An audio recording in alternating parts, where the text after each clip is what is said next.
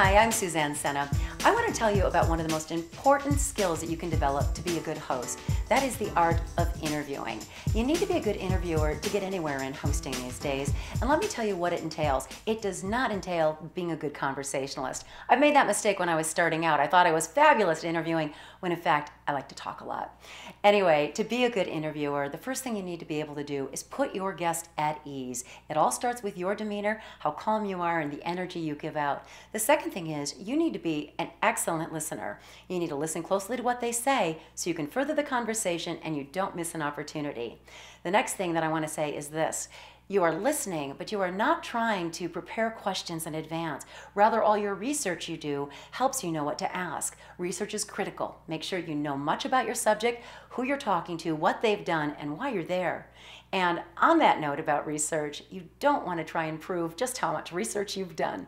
We've all heard it too many times in interviews. Somebody sits down with somebody famous and they say, "Oh, Angelina Jolie, you've done such wonderful work with the children in Africa. You've done so many wonderful movies." She knows that, and so do we. You do want to make sure you can ask smart questions. What do I mean by smart questions? Well, I mean, don't ask yes or no questions. How many times have you been watching people on the red carpet ask inane things to celebrities, things nobody cares about? And you never want to say things like, "Are you excited to be here?" Not only is it obvious, it's a yes or no question. They either are or they aren't. But if you start your question with the word what, or how, or why, suddenly, "Why are you excited to be here?" becomes something that's going to get a much more interesting answer.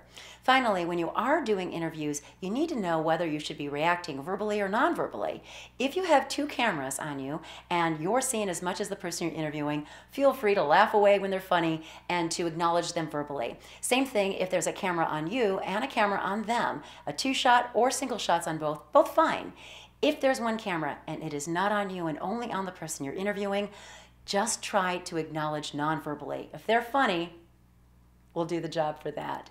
The most important tip you can take away to be a good interviewer is to be genuine. Ask the questions that people want to know. The best interviewers are the people who are curious. Happy hosting.